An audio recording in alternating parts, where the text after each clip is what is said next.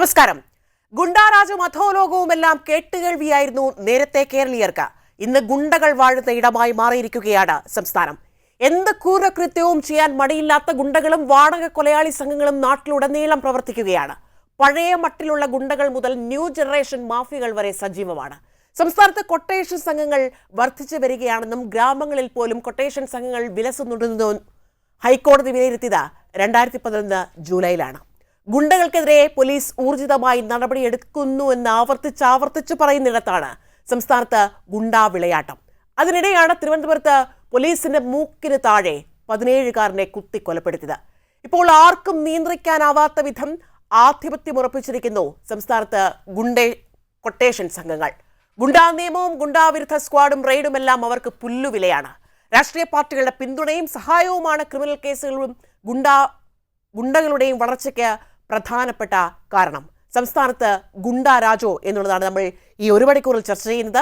ചർച്ചയിൽ പങ്കെടുക്കുന്ന അതിഥികൾ രജിത് രവീന്ദ്രൻ കോൺഗ്രസിൽ നിന്ന്, വെമ്പായ നസീർ LF-ൽ നിന്ന്, ഒപ്പം റിട്ടയർഡ് SP സുഭാഷ് ബാബു നമ്മളോടൊപ്പം ചർച്ചയിൽ ചേരും.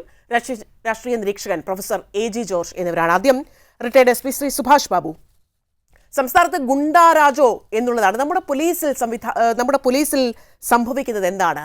തിരുവനന്തപുരത്ത് 17-കാരനെ ഇന്നലെ കുത്തിക്കൊന്നു. അത് സിറ്റി പോലീസ് കമ്മീഷണറെ മൂക്കിന് താഴെയാണ് ഇത്തരത്തിൽ സംഭവങ്ങൾ ഉണ്ടാകുന്നത്.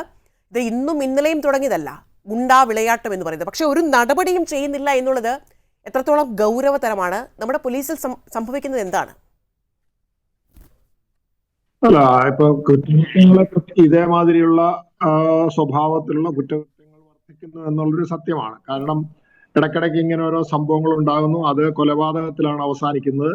അതിന്റെ പിന്നിലെ കാരണം എന്താണെന്ന് നോക്കുമ്പോൾ വളരെ ചെറിയ ചെറിയ കാരണങ്ങളായിരിക്കും. കാരണം ആരെങ്കിലും കളിയാക്കിയെന്നോ, അല്ലെങ്കിൽ മദ്യം കഴിക്കുമ്പം തർക്കമുണ്ടായെന്നോ, അല്ലെങ്കിൽ മുമ്പ് കളിയാക്കിയതിന്റെ പേരിൽ മദ്യമോ മയക്കുമരുന്നോ കഴിച്ചു കഴിഞ്ഞാൽ ആ വ്യക്തിയുടെ സ്വഭാവത്തിൽ പെട്ടെന്നൊരു അക്രമ സ്വഭാവം ഉണ്ടാകുകയും അത് പെട്ടെന്ന് ആ വ്യക്തിയെ മർദ്ദിക്കുക, അല്ലെങ്കിൽ ആ വ്യക്തിയെ തട്ടിക്കൊണ്ടുപോവുക, അല്ലെങ്കിൽ കൊല ചെയ്യുക എന്ന് പറയുന്ന ഒരു സ്വഭാവത്തിലേക്ക് ആളുകൾ മാറിപ്പോകുന്ന ഒരു സംവിധാനം നമ്മൾ കണ്ടുകൊണ്ടിരിക്കുന്നുണ്ട്. അപ്പൊ അത് പ്രധാനമായിട്ടും എന്താന്ന് പറഞ്ഞു കഴിഞ്ഞാൽ ആളുകൾക്ക് ഇപ്പം പഴയ മാതിരിയുള്ള സഹനശക്തിയില്ല, ക്ഷമ കുറഞ്ഞു. പെട്ടെന്ന് പ്രതികരിക്കുക എന്നുള്ള ഒരു ദുസ്വഭാവം മിക്കവാറും എല്ലാവരിലും അത് പ്രത്യക്ഷമായി കണ്ടുവരുന്നുണ്ട്. അതിന്റെ ഭാഗമാണ്. അതിനോടൊപ്പം തന്നെ ഇവിടെ സംഭവിക്കുന്നത് എന്താന്ന് പറഞ്ഞു കഴിഞ്ഞാല് ഇപ്പൊ മദ്യത്തിന്റെ ഉപയോഗം അത് ഒരു പരിധി വരെയൊക്കെ മാത്രമേ കുറ്റകൃത്യം ചെയ്യുള്ളൂ. പക്ഷെ അത് ഇത്ര ഗൗരവതരമായ അക്രമ സ്വഭാവത്തോടുകൂടി ചെയ്യണമെങ്കിൽ മയക്കുമരുന്നിന്റെ ആധിപത്യം തീർച്ചയായിട്ടും ഉണ്ടാകണം. അത് നമ്മുടെ കേരളത്തിൽ സുലഭമാണ്. പോലീസോ എക്സൈസോ ഒക്കെ ശ്രമിച്ചിട്ടൊന്നും സാധിക്കുന്നില്ല എന്ന് അവർ തന്നെ രഹസ്യമായിട്ട് നമ്മളോട് സമ്മതിക്കുന്ന കാര്യം.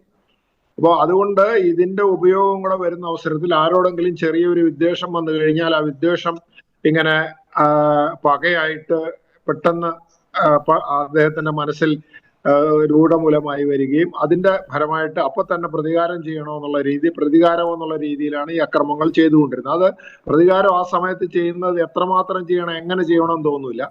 അപ്പൊ അവനെ അതോടുകൂടി ഇല്ലായ്മ ചെയ്യണം എന്നുള്ള സ്വഭാവത്തോടു കൂടിയായിരിക്കും ഇവർ ഈ ആക്രമിക്കുന്നത്. അതിന്റെ ഭാഗമായിട്ടാണ് ഈ മാരകമായ പരിക്കുകൾ അല്ലെങ്കിൽ കൊലപാതകം ഒക്കെ സംഭവിച്ചു പോകുന്നത് നമുക്കറിയാം. അപ്പൊ ഇതില് ഇങ്ങനെ വരുന്നതിന്റെ പ്രധാന കാര്യം എന്താണെന്ന് പറഞ്ഞാൽ ജനങ്ങൾക്ക് പൊതുവെ നിയമം അനുസരിക്കാനൊരു പ്രവണത വേണം. അത് കുറഞ്ഞു വരുന്നുണ്ട്. പിന്നെ ഈ അക്രമ സ്വഭാവം കാണിക്കുന്ന ആളുകൾക്കുള്ള ആകെയുള്ള ഭയം എന്താണെന്ന് പറഞ്ഞു കഴിഞ്ഞാൽ നിയമത്തെ അനുസരിക്കാനുള്ള ഒരു സ്വഭാവം വരണമെങ്കിൽ അത് ശക്തമായ ഒരു സംവിധാനം പോലീസിൽ ഉണ്ടാവണം. പോലീസ് ശക്തമായി നടപടിയെടുക്കുമെന്നും അതിന് വിട്ടുവീഴ്ച മനോഭാവമില്ലാതെ സ്വാധീനിക്കപ്പെടാൻ വയ്യാത്ത രീതിയിലുള്ള നടപടിയിലേക്ക് പോലീസ് പോകുമെന്ന് വരുന്ന അവസരത്തിൽ ഒരു ഉത്ഭയം ഉണ്ടാവും. ഇപ്പോ എന്താ സംഭവിക്കുന്നതെന്ന് പറഞ്ഞാൽ പോലീസിനെ സംബന്ധിച്ചിടത്തോളം വ്യാപകമായിട്ടുള്ള അക്രമികളുടെ പോലീസിനെ തിരിഞ്ഞു പിടിച്ചുള്ള പരിക്കേൽപ്പിക്കല്, അക്രമങ്ങള്, അതുപോലെ തന്നെ രാഷ്ട്രീയ സ്വാധീനം, അതൊക്കെ വെച്ചിട്ടല്ലേ ഗുണ്ടാരാജ്. ഇതിന്റെയൊക്കെ പശ്ചാത്തലത്തിൽ പോലീസുകാർ തന്നെ ഇപ്പൊ ഭയന്നിട്ടും അതുപോലെ തന്നെ അവർക്ക് ജോലി ചെയ്തു കഴിഞ്ഞാൽ അബദ്ധത്തിലേക്ക് ചാടുമോ എന്നുള്ള ഭയമാണ്. അതുകൊണ്ട് അവരെ സംബന്ധിച്ചുള്ള അമാന്തി നിൽക്കുകയാണ്. ആരെങ്കിലും പറഞ്ഞാൽ മാത്രം ചെയ്യുക, പറഞ്ഞത് മാത്രം ചെയ്യുക എന്നുള്ളതിലേക്ക് പരിമിതപ്പെട്ടു. അതാണല്ലോ പോലീസിന് വേണ്ടത്. പോലീസിന് വേണ്ടത് എന്താന്ന് വെച്ച് കഴിഞ്ഞാല് വളരെ ശൗര്യത്തോടു കൂടിയിട്ട് ഇതേമാതിരിയുള്ള അക്രമങ്ങൾ അടിച്ചമർത്താൻ വേണ്ടിയിട്ട്, അല്ലെങ്കിൽ അക്രമികളെ വളരെ ശക്തമായ രീതിയിൽ കൈകാര്യം ചെയ്യൽ, നിയമ നടപടികൾ സ്വീകരിക്കുക. അവിടെ യാതൊരു ദാക്ഷിണ്യമില്ലാത്ത രീതിയിൽ മുന്നോട്ട് പോയാൽ മാത്രമേ എന്തെങ്കിലും പ്രയോജനം ഇതുകൊണ്ട് കിട്ടുള്ളൂ. അവിടെ ഒക്കെ എന്താ സംഭവിക്കുന്ന ഒരു മൃദു സമീപനം, അത് സ്വാധീന മൃദു സമീപനം എന്ന് നമുക്ക് പറയാം. അല്ലെങ്കിൽ ഭയത്തിന്റെ പിടിയിൽപ്പെട്ടതിന് ശേഷം ശരിയായ രീതിയിൽ പ്രവർത്തിക്കാനുള്ള ഇച്ഛാശക്തി പോലീസിന് അല്ലെ ശക്തി പോലീസിന് ലഭിക്കുന്നില്ല. അപ്പൊ അവർക്ക് ഇപ്പൊ വേണ്ടത് എന്താന്ന് പറഞ്ഞു കഴിഞ്ഞാൽ അവർക്ക് സ്വൈരമായി അവരുടെ ജോലി ചെയ്യാനുള്ള ഒരു സാഹചര്യം ഉണ്ടാണ്. അത് പരിമിതമാണ് ഇപ്പോൾ. രണ്ടാമത്തെ എന്താന്ന് പറഞ്ഞാൽ അങ്ങനെ ജോലി ചെയ്യുമ്പോൾ വേണ്ട ഉപദേശ നിർദ്ദേശങ്ങൾ മേലുദ്യോഗസ്ഥന്മാർ കൊടുക്കുക. അതുപോലെ തന്നെ അവർക്ക് എല്ലാവിധ സഹായങ്ങളും സംരക്ഷണവും കൊടുക്കുക. ഈ കാര്യമൊന്നും ഇല്ലാത്തതുകൊണ്ട് പോലീസിനെ സംബന്ധിച്ചുള്ള ഒരു അർത്ഥഭീരുക്കളായ രീതിയിലേക്ക് മാറിയിട്ടുണ്ടെന്നാണ് പൊതുവെ നമ്മൾ മനസ്സിലാക്കുന്നത്. അതിനെ മാറ്റപ്പെടണമെങ്കിൽ തീർച്ചയായിട്ടും ഇതേമാതിരിയുള്ള ഒരു സംവിധാനത്തിൽ നിന്ന് മാറ്റി പോലീസിന്റെ യഥാർത്ഥ ജോലി ചെയ്യുന്നതിന് വേണ്ടിയിട്ടുള്ള സ്വാതന്ത്ര്യവും സംരക്ഷണവും സഹായവും ചെയ്തു കൊടുക്കുന്ന ഒരു സാഹചര്യം ഉണ്ടാകണം. അതുപോലെ തന്നെ രാഷ്ട്രീയം മറന്ന് എല്ലാവരും പോലീസിന്റെ ന്യായമായ പ്രവർത്തനങ്ങളെ എല്ലാം സഹകരിക്കുകയും സപ്പോർട്ട് ചെയ്യുന്ന ഒരു സാഹചര്യം ഉണ്ടാകാതെ നമ്മൾ ഈ വിചാരിക്കുന്ന മാതിരി ഒരു പ്രയോജനവും ഉണ്ടാകില്ല. ഇത് അടിക്കടി വന്നുകൊണ്ടേയിരിക്കും. അതിന് മാറണമെങ്കിൽ വ്യക്തികളും സമൂഹവും അതുപോലെ തന്നെ സംവിധാനങ്ങളും രാഷ്ട്രീയ സംവിധാനങ്ങളും ശ്രമിക്കണം എന്നാണ് എന്റെ അഭിപ്രായം. ഓക്കെ, വ്യക്തമാണ്. ഞാൻ അങ്ങിലേക്ക് വരാം അടുത്ത ഘട്ടത്തിൽ. ശ്രീ രജിത് രവീന്ദ്രൻ, ഇവിടെ ഗുണ്ടകൾക്കെതിരെ പോലീസ് കയ്യും കെട്ടി നോക്കി നിൽക്കുകയാണ്. തിരുവനന്തപുരത്ത് സിറ്റി പോലീസ് കമ്മീഷണറുടെ മൂക്കിന് താഴെയാണ് 17കാരനെ കുത്തി കൊലപ്പെടുത്തുന്നത്. എന്തൊരു സാഹചര്യമാണ് നമ്മുടെ സംസ്ഥാനത്ത് ഉണ്ടാകുന്നത്? ഇതിന് തടയിടേണ്ട അല്ലെങ്കിൽ നടപടി സ്വീകരിക്കേണ്ട ശ്രീ റിട്ടയർഡ് SP സുഭാഷ് ബാബു സൂചിപ്പിച്ചതുപോലെ ഒരു ദാക്ഷിണ്യമില്ലാത്ത നടപടി സ്വീകരിക്കണം. പക്ഷേ മൃദു സമീപനം സ്വീകരിക്കുന്ന ഇടത്താണ് ഇത്തരത്തിലുള്ള അരാജകത്വം, ഇത്തരത്തിലുള്ള നടപടികളൊക്കെ ആവർത്തിച്ച് ഗുണ്ടാ വിളയാട്ടമൊക്കെ ഉണ്ടാകുന്നത്. പക്ഷേ അതിനെ ചോദ്യം ചെയ്യാൻ കഴിയുന്നില്ല എന്നുള്ളത്. നമ്മുടെ ആഭ്യന്തര വകുപ്പ് എവിടെയാണ് നിൽക്കുന്നത്? ആഭ്യന്തര വകുപ്പ് തികഞ്ഞ പരാജയമായി മാറുകയാണോ? അതെ, തീർച്ചയായിട്ടും 100% ഒരു പരാജയപ്പെട്ട ഒരു ആഭ്യന്തര വകുപ്പാണ് കേരളത്തിൽ കഴിഞ്ഞ 10 വർഷമായി ഇങ്ങനെ നിലനിന്ന് പോകുന്നത്. ഈ കാലയളവിലൊക്കെ കൊല്ലപ്പെട്ടത് വിദ്യാർത്ഥികളെന്നോ യുവാക്കളെന്നോ വൃദ്ധരെന്നോ എന്ന പക്ഷഭേദമില്ലാതെ കൊല്ലപ്പെടുന്നതെല്ലാം സാധാരണക്കാരെന്നുള്ള നിലയിലേക്ക് കടന്നു പോകുമ്പോൾ ഇവിടുത്തെ പോലീസിൻ്റെയും ആഭ്യന്തര വകുപ്പിൻ്റെയും വീഴ്ച നിരന്തരമായി ചോദ്യം ചെയ്യപ്പെടുമ്പോഴും അതിനെയൊന്നും ഒരു നിസ്സാരവൽക്കരിച്ചുകൊണ്ടാണ് ഇവിടുത്തെ സർക്കാർ സംവിധാനം മുമ്പോട്ട് പോയിക്കൊണ്ടിരിക്കുന്നത്. ഇപ്പോൾ കഴിഞ്ഞ ദിവസം കൊല്ലപ്പെട്ട അതേ മേഖലയിൽ നിന്ന് അർഷാദ് എന്ന് പറയുന്ന ഒരു ചെറുപ്പക്കാരൻ ചാല മേഖലയിൽ നിന്ന് മുൻപ് ഈ പറയുന്ന അതേ മയക്കുമരുന്ന് മാഫിയയുടെ നെഞ്ചിൽ കുത്തേറ്റ് കൊല്ലപ്പെട്ടിട്ട് 1.5 വർഷമേ ആവുന്നുള്ളൂ. ആ പ്രദേശങ്ങളിലടക്കം ആ പൂർണ്ണ സജ്ജമായ പോലീസ് എല്ലാ സാഹചര്യങ്ങളിലും അടിയന്തരമായി ഇടപെടേണ്ട ഒരു പ്രദേശമാണ് ഈ സ്കൂൾ കോളേജ് മേഖലകളൊക്കെ. അപ്പോൾ കഴിഞ്ഞ ദിവസം തന്നെ നമ്മൾ ആ കൊല്ലപ്പെട്ട വിദ്യാർത്ഥിയുടെ സ്കൂൾ പരിസരത്ത് നിന്നും വിദ്യാർത്ഥികൾ കുത്തേറ്റു പെട്ടെന്ന് കൊണ്ടുപോകണമെന്ന് പറഞ്ഞ് കൊണ്ടുപോകുന്നത് സ്കൂട്ടറിൽ ഈ കുത്തേറ്റ ആളെ നടുക്കിരുത്തി പുറകിൽ മറ്റൊരു വിദ്യാർത്ഥി കൊണ്ടുപോവുകയാണ്. അതവിടെ എത്തിക്കഴിഞ്ഞിട്ടും കേരള പോലീസ് അത് അറിഞ്ഞിട്ടില്ല എന്ന് പറയുമ്പോൾ അത് പരാജയമെന്നാണോ പറയേണ്ടത്? ഈ നാണം കെട്ട് അവസാനിപ്പിക്കേണ്ട ഒരു ഭരണകൂടമല്ലേ ഇവിടെ ഇരിക്കുന്നത്? വിദ്യാർത്ഥികളുടെ ഇടയിലേക്ക് ഈ മയക്കുമരുന്ന് മാഫിയ കടന്ന് ചെല്ലാൻ തുടങ്ങിയിട്ട് ഒരുപാട് വർഷമായി.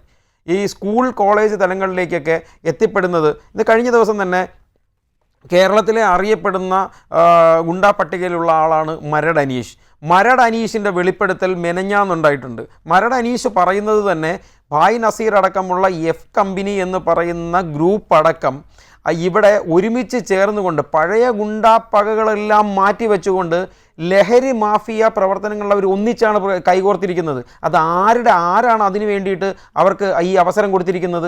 ഇന്ന് ഈ അധികാരത്തിലിരിക്കുന്ന ഗവൺമെൻറ് വന്നതിന് ശേഷം ഉണ്ടായ കൊലപാതകങ്ങൾ എത്രയാണ്? ഇന്ന് ഈ ഗവൺമെൻറ് വന്നതിന് ശേഷം ഉണ്ടായിക്കൊണ്ടിരിക്കുന്ന ലഹരി ഇടപാടുകൾ എത്രയാണ്? കേരളം അവർക്ക് വേണ്ടി തുറന്നിട്ട് കൊടുക്കുകയല്ലേ? ഓരോ ദിവസം കഴിഞ്ഞു വരുന്ന കേട്ടുകേൾവി പോലുമില്ലാത്ത രാസലഹരികളാണ് കേരളത്തിലെ വിദ്യാർത്ഥികൾ ഇന്ന് അവരുടെ ഞരമ്പുകളിൽ കുത്തിക്കയറ്റുന്നത്. ഇന്ന് ഈ ലഹരി അടിച്ച് ഈ രീതിയിലേക്കുള്ള ക്രിമിനൽ പ്രവർത്തനത്തിലേക്ക് കടന്നു പോകുമ്പോൾ ഗുണ്ടാ മാഫിയ അംഗങ്ങൾ പിടിച്ചു വച്ചിരിക്കുന്ന അവരുടെ ക്രിമിനൽ ഗ്രൂപ്പ് ഏത് വിഭാഗത്തിൽപ്പെടുന്നവരാണെന്നറിയോ? 17 വയസ്സിന് താഴെയുള്ള വിദ്യാർത്ഥികളെയാണ് അവരുടെ ഗ്രൂപ്പിൽ സജീവമായി രംഗത്തിറക്കുന്നത്. എവിടെയെങ്കിലും പോയി എന്തെങ്കിലും കൃത്യം നടത്തിയിട്ട് വന്നു കഴിഞ്ഞാൽ ജുവനൈൽ ജസ്റ്റിസ് ആക്ട് പ്രകാരം അവനെ ജാമ്യത്തിലെടുത്ത് പുറത്തു കൊണ്ടുവരാൻ കഴിയുമെന്നുള്ള പൂർണ്ണ വിശ്വാസത്തിൻ്റെ മേലിലാണ് ഇന്ന് ഇവിടുത്തെ ഗുണ്ടാ പ്രവർത്തനങ്ങൾ ഈ സിറ്റിയിൽ, തിരുവനന്തപുരം സിറ്റിയിൽ നടത്തിക്കൊണ്ടിരിക്കുന്നത്.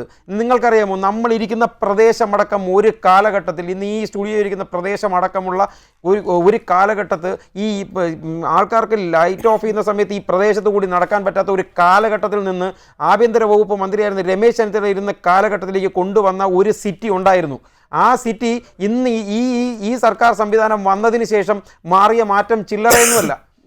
ഇവിടെ ഗുണ്ടാ പടകൾ ഒരുമിച്ച് ചേരുകയും അത് ഈ ലഹരി പദാർത്ഥങ്ങൾ കൊടുത്തുകൊണ്ട് വിദ്യാർത്ഥികളെ നശിപ്പിച്ച് അവർ ഈ സമൂഹത്തിന് ഒരു തരത്തിൽ പ്രയോജനമില്ലാത്ത തരത്തിലേക്ക് മാറ്റിക്കൊണ്ടു പോയിക്കൊണ്ടിരിക്കുകയാണ്.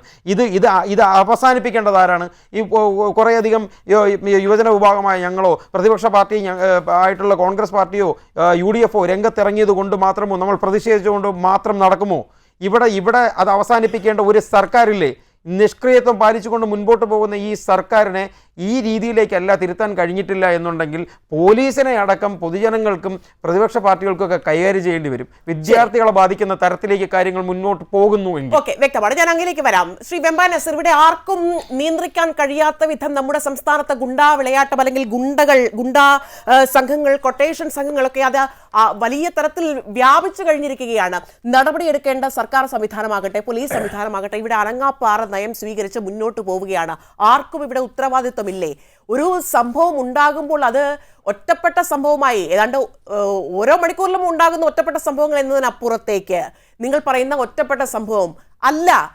ഇപ്പോൾ ഇന്നലെയാണ് ഇത് സംഭവിച്ചത്. നമ്മുടെ തിരുവനന്തപുരത്ത് 17 വയസ്സുകാരനെ കുത്തിക്കൊലപ്പെടുത്തുകയാണ്. പോലീസിന് മൂക്കിന് താഴെയാണ് ഇത്തരത്തിലുള്ള സംഭവങ്ങൾ ഉണ്ടാകുന്നത്. ഒരു തരത്തിലുള്ള നടപടി സ്വീകരിക്കാൻ പോലീസിന് കഴിയുന്നില്ല എന്നുള്ളതാണോ? പോലീസ് പരാജയമാണോ? ആഭ്യന്തര വകുപ്പ് പരാജയമായി മാറുകയാണ്? പോലീസായി മാറുകയാണോ? ഇവിടെ ഞാൻ ഏറ്റവും കൂടുതൽ ബഹുമാനിക്കുന്ന റിട്ടയർഡ് SP സുഭാഷ് സാറ് പറഞ്ഞത് വളരെ വ്യക്തവും കൃത്യവുമായിട്ടാണ് അദ്ദേഹം നിലപാട് വ്യക്തമാക്കിയത്. അദ്ദേഹം ഒരു രാഷ്ട്രീയ പാർട്ടിയുടെയും ചായ്വില്ലാതെ അദ്ദേഹം വളരെ കൃത്യമായി അദ്ദേഹം പറഞ്ഞു. സത്യത്തിൽ അദ്ദേഹം പറഞ്ഞതാണ് നമ്മളത് പരിശോധിക്കേണ്ടത്. ഇവിടെ നമ്മൾ ഈ ഭരണാധികാരികളെ കുറ്റപ്പെടുത്തിയിട്ട് കാര്യമില്ല. ജനങ്ങൾക്ക് ക്ഷമയില്ല, അതാണ് വാസ്തവം. ജനങ്ങൾക്ക് ഇപ്പോൾ ക്ഷമയില്ല.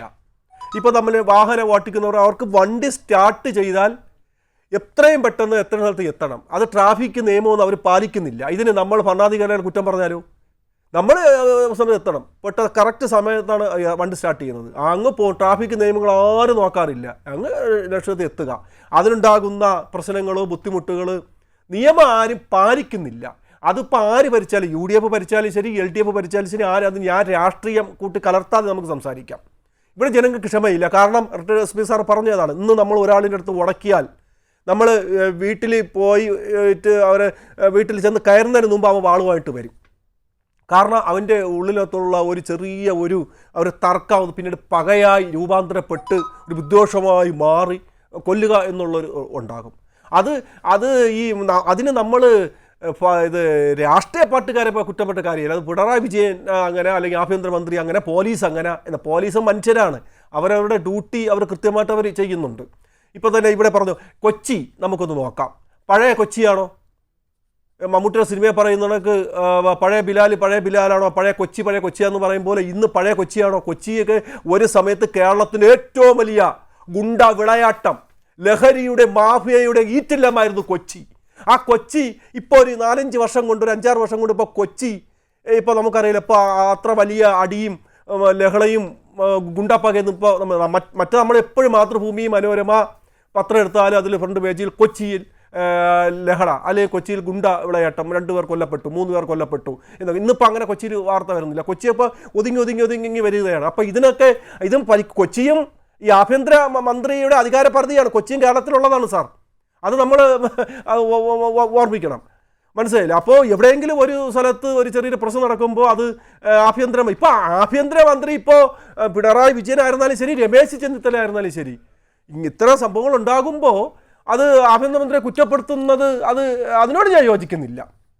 അതിനോട് ഞാൻ യോജിക്കുന്നില്ല. നമ്മൾ എല്ലാവരും ഇപ്പോൾ സാറ് പറഞ്ഞു, സുഭാഷ് സാർ പറഞ്ഞത് വളരെ കൃത്യമാണ്. കാരണം ലഹരി അത് കേരളത്തിന് മാത്രമല്ല എല്ലാ സ്റ്റേറ്റിലും തമിഴ്നാട്ടിലും ഉണ്ട്.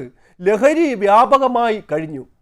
ഇതിന് പോലീസ് മാത്രം നിയന്ത്രിക്കണം. പോലീസ് ഇറങ്ങിയത് ചെയ്യുമ്പോൾ പോലീസിനെ കൊണ്ടുവന്നത് പറ്റുന്ന നമ്മൾ മുന്നിട്ടിറങ്ങണം. അത് എല്ലാവരും, അത് UDF ഇല്ല, LDF എന്നില്ല, രാഷ്ട്രീയ കക്ഷി നിറ വ്യത്യാസമൊന്നും നോക്കാതെ എല്ലാവരും മുന്നിട്ടിറങ്ങി ഈ വിപത്തിനെ തടയുകയാണ് വേണ്ടത്. അതാണ് എൻ്റെ അഭിപ്രായം. അതിന് നമ്മൾ ഇതിന് ഭരണാധികാരികളുടെ കുറ്റപ്പെടുത്തിയിട്ട് കാര്യമില്ല എന്ന് അങ്ങ് പറഞ്ഞു. പക്ഷെ ആരെയാണ് കുറ്റപ്പെടുത്തുക? പോലീസ് ആരുടെ കീഴിലാണ്? ആഭ്യന്തര വകുപ്പ് കൈകാര്യം ചെയ്യുന്നത് ആരാണ്? ആഭ്യന്തര വകുപ്പ് കീഴിൽ ഇവിടെ ഭരിക്കുന്ന മുഖ്യമന്ത്രി എന്ത് ചെയ്യുകയാണ്? പോലീസിനെ ഇത്തരത്തിൽ ഒന്നും ഒരു നടപടി എടുക്കണ്ടേ? അതോ ആളുകളെല്ലാം കുത്തിച്ചാവട്ടെ, അങ്ങോട്ടും ഇങ്ങോട്ടും പരസ്പരം പോരടിച്ച് തകരട്ടെ, അല്ലെങ്കിൽ ഗുണ്ടാ മാഫിയയുടെ കേന്ദ്രമായി സംസ്ഥാനം മാറട്ടെ എന്ന നിലയിലാണെങ്കിൽ കാര്യങ്ങളൊക്കെ. പക്ഷേ ഇവിടെ അങ്ങനെയല്ലല്ലോ. അതായത് എന്ത് നടപടിയാണ് സ്വീകരിക്കേണ്ടത്? നടപടി സ്വീകരിക്കേണ്ട പോലീസ് മിണ്ടാതിരിക്കുകയാണ്. അതിൽ ചെയ്യിപ്പിക്കേണ്ട ആ വകുപ്പ് കൈകാര്യം ചെയ്യുന്ന ആ മന്ത്രി ആരാണ്? പിണറായി വിജയനാണ്. ഇവിടെ ഗുണ്ട അല്ലെങ്കിൽ ശക്തമായ നടപടി സ്വീകരിച്ചു എന്ന് വാക്കിൽ കൂടെ പറഞ്ഞാൽ മാത്രം പോരാ, അത് പ്രാവർത്തികമാക്കണ്ടേ? അത് ഉണ്ടാകുന്നില്ല. പിന്നെ റിട്ടയർഡ് SP ശ്രീ സുഭാഷ് ബാബു സൂചിപ്പിച്ചതുപോലെ ഈ നടപടി അതിനെ അങ്ങ് മയപ്പെടുത്തി വിടുന്നത് കൊണ്ടാണ് ഇങ്ങനെയുള്ള സംഭവങ്ങൾ ആവർത്തിക്കുന്നത്. ഇത് അല്ല, സാറ് പറഞ്ഞെന്താണ്, സുഭാഷ് സാറ് പറഞ്ഞെന്താണ്, ഒരാളിനെ അറസ്റ്റ് ചെയ്തുകൊണ്ട് പോകുമ്പോൾ പിറ്റേന്ന് വക്കീലുമായിട്ട് ചെല്ലും. അതാണ് നമ്മൾ രാഷ്ട്രീയം കാണണ്ടെന്ന് പറഞ്ഞത്. ഒരേ പ്രതിയെ ഒരു കുറ്റവാളിയെ അറസ്റ്റ് ചെയ്തുകൊണ്ട് പോകുമ്പോൾ അവരെ തീരുമാനമെടുക്കേണ്ടത് എവിടെ നിന്നാണ്? അത് സർക്കാരാണോ? അത് നിയമമല്ല. അതാണ് ഞാൻ പറയുന്നത്. ആര് ഭരിച്ചാലും, അത് LDF ഭരിച്ചാലും UDF ഭരിച്ചുകൊണ്ടിരുന്നാലും ശരി, പോലീസ് പറയാൻ അറസ്റ്റ് ചെയ്ത് ഒരു കുറ്റവാളിയെ അറസ്റ്റ് ചെയ്ത് സ്റ്റേഷനിൽ എത്തുന്നതിന് മുമ്പ് ഒരു വക്കീൽ ആയിട്ട് ചെല്ലും, പേപ്പർ വെച്ച് നീട്ടും. അപ്പോഴാണ് പോലീസ് എന്ത് ചെയ്യാൻ വിട്ടു കൊടുക്കും.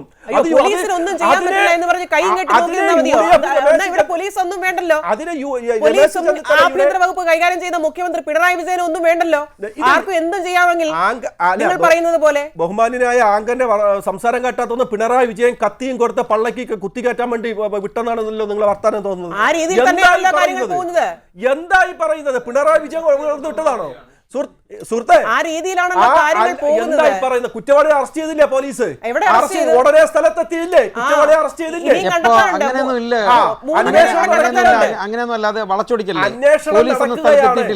അന്വേഷണം നടക്കുകയാണ്. ഇപ്പോ ഞാനൊക്കെ പോലീസ് സമയത്തിന് പോലീസ് അവിടെ എത്തി. എവിടെ മരിച്ചു കഴിഞ്ഞ് പോലീസ് എത്തി. അല്ലാതിപ്പോ എന്ത് ചെയ്യാൻ പറ്റും?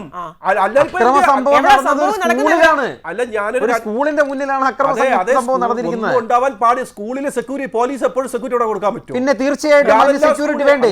എല്ലാ സ്കൂളുകളിലും നിരീക്ഷണങ്ങൾ ശക്തമാക്കണ്ടേ?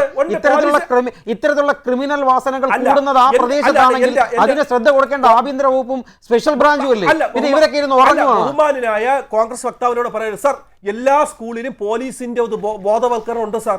കള്ള് കഞ്ചാവുമായി അതിന് നിങ്ങളെ കോൺഗ്രസ്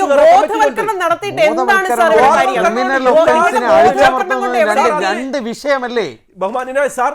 സ്കൂളിൽ അത് രാഷ്ട്രീയ കക്ഷി വ്യത്യാസമില്ലാതെ അത് അവിടെ ഒരു കമ്മിറ്റികൾ എല്ലാ സ്കൂളിലും, അതിൽ കോൺഗ്രസിന്റെ ആൾക്കാരുണ്ട്, BJP-യിലുണ്ട്.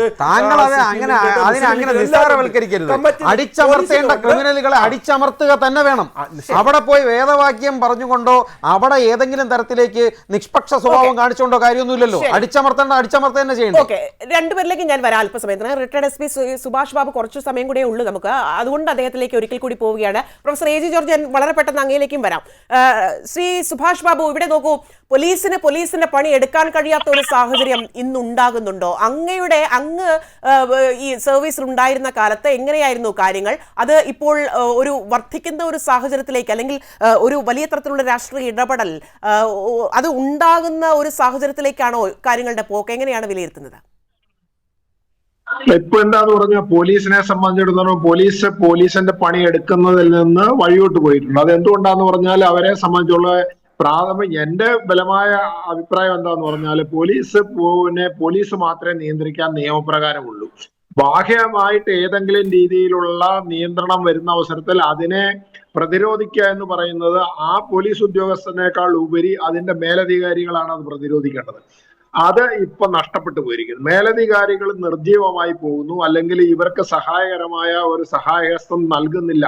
അതിപ്പോ നിങ്ങൾ ആര് പോണേ പോലീസ് ഉദ്യോഗസ്ഥന്മാർ, പോലീസ് സ്റ്റേഷൻ ലെവലിലുള്ള ഉദ്യോഗസ്ഥന്മാരോട് ചോദിച്ചാലും, സർക്കിൾ ഇൻസ്പെക്ടർ ആയാലും DYSP ആയാലും ശരി, അവരിൽ അധികം ആളുകളും പറയുന്നത് എന്താന്ന് പറഞ്ഞു, ഞങ്ങൾക്കൊരു സംരക്ഷണം കിട്ടുന്നില്ല. എന്തെങ്കിലും ഒരു അഭിപ്രായം, ഒരു കാര്യത്തെ സംബന്ധിച്ച് എന്ത് നടപടി എടുക്കണം, എങ്ങനെ എടുക്കണം, ഈ ഇത്രമാത്രം ഗൗരവത്തിലോടുകൂടി എടുക്കേണ്ട കാര്യങ്ങളാണ് എന്ന് പറഞ്ഞാൽ അതിനൊരു ഗ്രീൻ സിഗ്നൽ കിട്ടുന്ന ഒരു സംവിധാനം ഇല്ലാതെ പോയത് കൊണ്ട് ഞങ്ങളെ സംബന്ധിച്ചിട്ട് ഉൾഭയമുണ്ട്. ആ ഉൾഭയം ഉള്ളത് കൊണ്ട് എന്താ പറയുക, എപ്പോഴും ഭയാശങ്കകളോട് ആരെന്ത് പ്രവൃത്തി എടുത്താലും നമുക്കറിയാം ഒരു വ്യക്തിയെ സംബന്ധിച്ച് ശരിയാവില്ല.